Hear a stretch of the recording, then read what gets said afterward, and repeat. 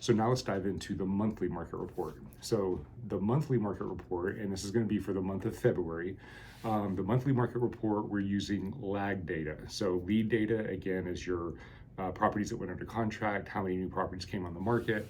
Your lag data is going to be properties that are sold, how many days on market, how many months of inventory, median sales price. They're all things that are calculated after the transaction happens.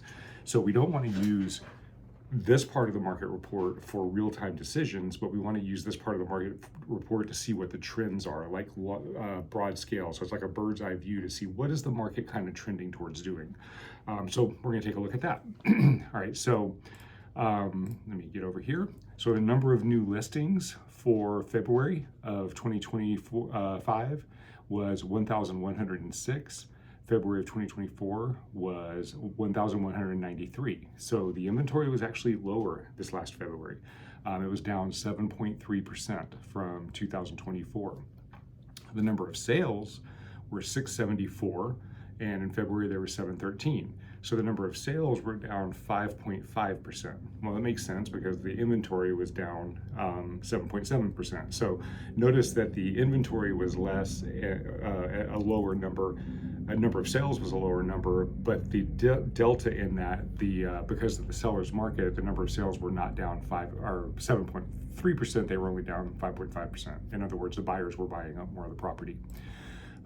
Days on market was flat. February 2024, same as February 2025. So days on market was the same. Months of inventory. So months of inventory is if you had all of the properties that were on the market at the current moment and no new properties came on the market and they kept selling at the pace that they were selling right now, how long would it take for that inventory to be eaten up, the absorption rate? And for February of 2025, we were at 3 months, the same as 2024. Anything 5 to 6 months is considered a normal market. Anything above 5 to 6 months is going to be your buyer's market. Anything below is your seller's market. So still in that seller's market at this point. Next is the median sales price. So in February of 2024, it was right here, probably around 675, 676, somewhere in there. I don't have the actual number, but you can see where it was on the graph. In February of 2025, it was closer to 750. So I'd say that's probably 745, maybe 740. So it's an increase of 8.5%. So year over year in February, median sales price in Fairfax County, Virginia has gone up 8.5%.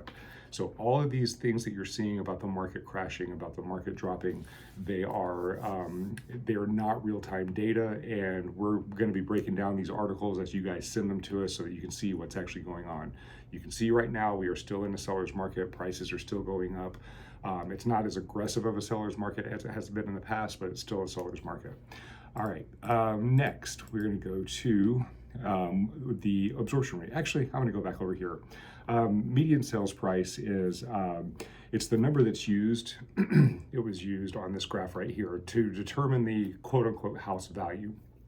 But what the median sales price actually is when they take all the data, it's the number that falls right in the middle. It's not the average. It's not there's no calculation. It's the number that falls right smack dab in the middle.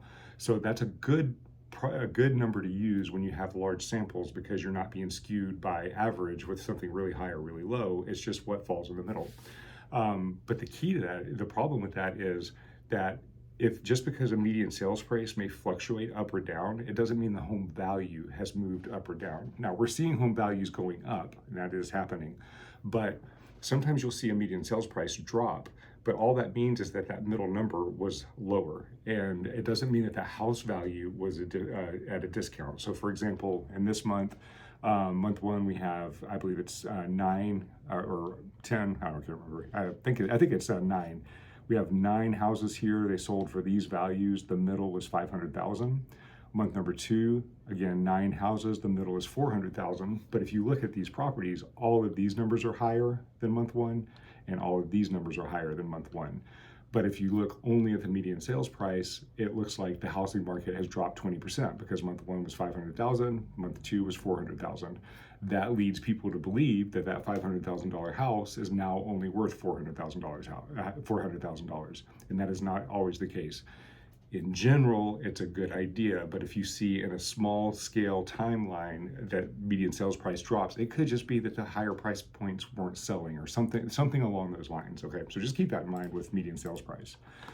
Last number I want to look at is the sale to list price ratio. In other words, if a property goes on the market at let's say $1 million, does it go sell for above $1 million or below on average? So for February of 2025, they were averaging about 111% of asking price. So people were paying an 11% delta on the above asking price. February of 2024, we have April, March, February, they were only paying about 102 to 103%. So only 3% over asking price, now up to almost 11% over asking price. So we are in a seller's market. The market is not tanking, but it's still an opportunity for buyers because this number here could indicate that sellers are more reasonable, so they're going for higher prices.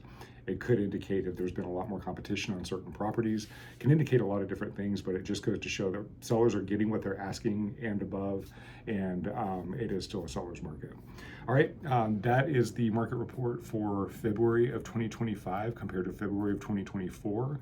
We don't see any tendencies that are leaning towards us moving into a slower or a crashing market as we go into the spring, but we will keep an eye on it every week and see what happens. I know there's a lot of questions up in the air about the layoffs and everything, so we'll see how it affects it and just follow it. So stay tuned for our weekly market report so you know what's going on. All right, we'll see you guys next week.